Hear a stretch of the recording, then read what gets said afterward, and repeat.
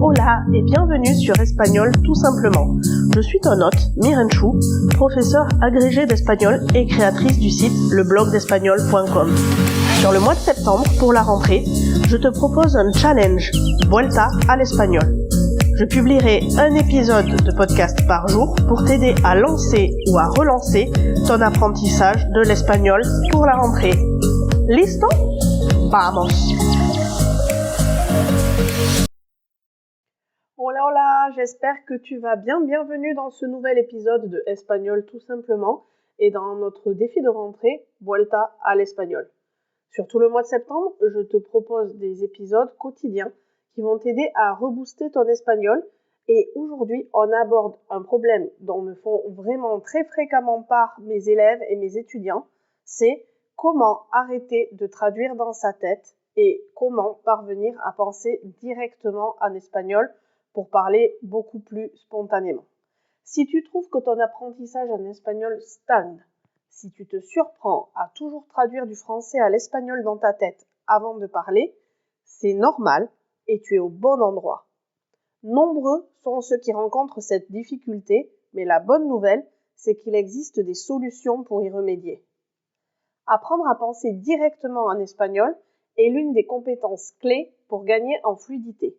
Cela te permettra de parler spontanément sans avoir à passer par la case traduction mentale, ce qui te crée un gros brouhaha et qui te perturbe beaucoup au moment de parler en espagnol.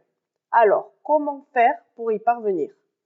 Dans cet épisode, je vais partager avec toi 5 méthodes efficaces pour que tu puisses enfin franchir cette étape cruciale et améliorer ton espagnol au quotidien. Prêt à plonger ? Vamos a por ello!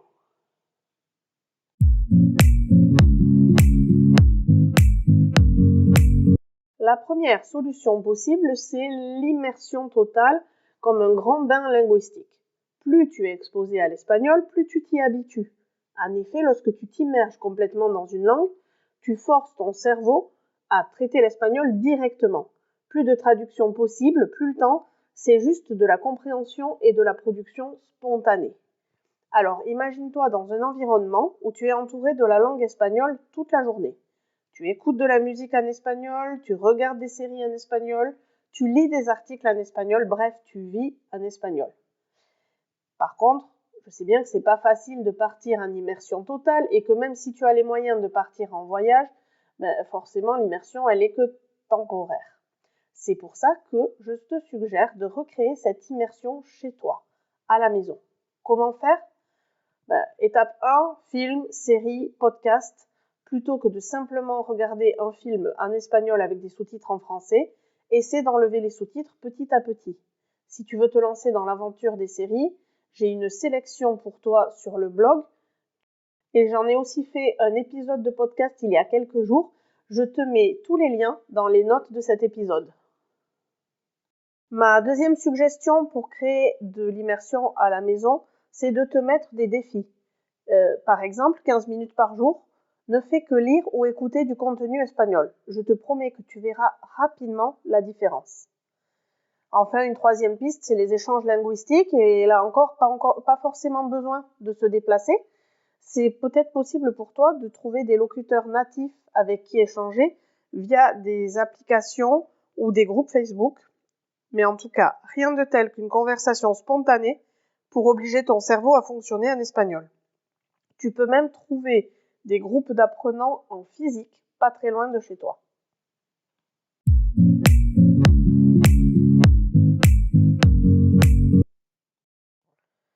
Deuxième méthode pour progresser en espagnol et arrêter de traduire dans sa tête, c'est de pratiquer ce qu'on appelle la traduction inverse. Le principe est simple, au lieu de traduire mentalement du français vers l'espagnol, fais l'inverse. C'est un excellent exercice pour habituer ton cerveau à penser en espagnol. Voilà comment ça fonctionne concrètement. Choisis une phrase en français que tu utilises souvent au quotidien. Traduis-la en espagnol dans ta tête. Et ensuite, formule à nouveau cette phrase, mais cette fois-ci en espagnol, sans repasser par le français. Cette technique va te permettre de mécaniser et de t'habituer à penser directement dans la langue cible.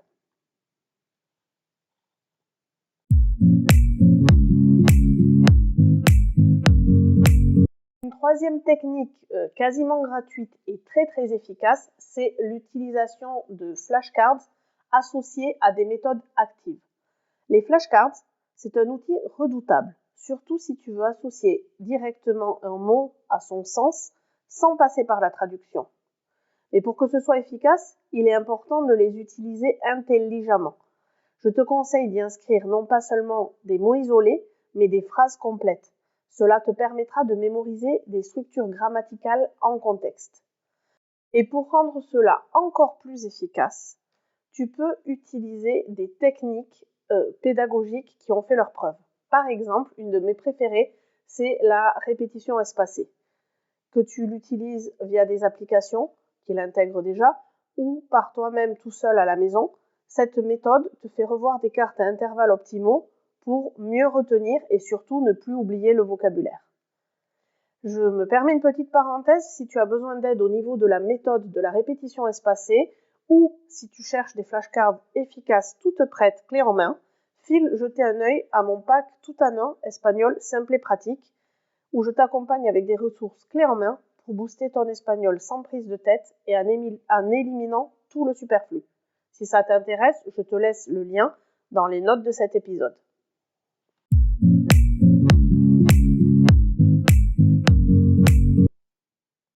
Ma quatrième méthode, c'est la pratique avec des locuteurs natifs. Je sais que je t'en ai parlé juste un petit peu avant, mais si tu veux le systématiser pour booster réellement ta fluidité, cela te mettra au défi de comprendre les subtilités de la langue et cela t'obligera à répondre en espagnol, ce qui va stimuler ta spontanéité. Comment trouver un partenaire linguistique au quotidien, à part en rejoignant des groupes de discussion en espagnol? Il existe des plateformes comme Italki ou Tandem où tu peux facilement échanger avec des natifs.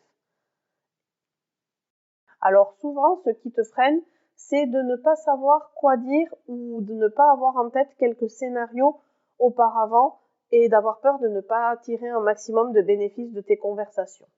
Alors voici quelques points dont tu peux parler lors de tes premières conversations. D'abord, tu peux commencer par te présenter et parler de tes loisirs, de ce que tu aimes faire, aussi de ce que tu n'aimes pas faire.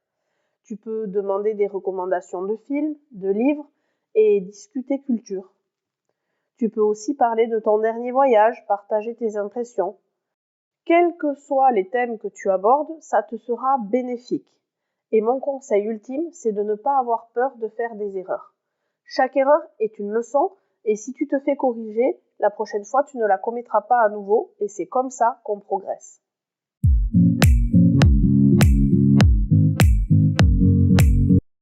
Enfin, une dernière astuce, c'est de tenir un journal en espagnol. C'est un excellent moyen de structurer ta pensée, de t'habituer à t'exprimer spontanément. En écrivant régulièrement, tu verras que tes pensées se forment de plus en plus naturellement en espagnol.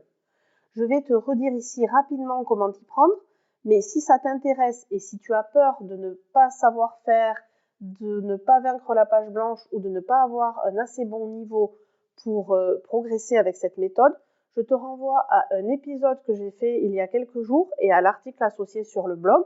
Je te mettrai tout ça dans les notes de l'épisode et je te donne la méthode concrète sur comment t'y prendre, quel que soit ton niveau.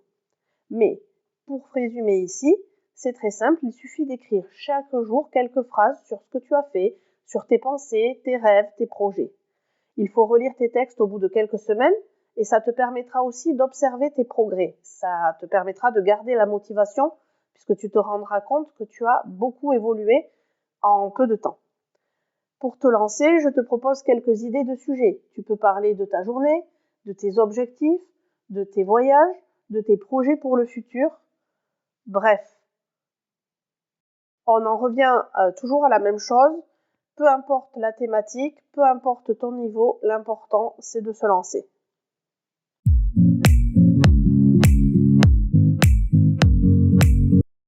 Voilà, tu as maintenant toutes les clés pour commencer à penser directement en espagnol en arrêtant progressivement de traduire dans ta tête avant de parler.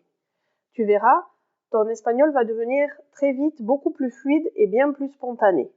Finalement, penser en espagnol directement, ça n'est pas si difficile que ça.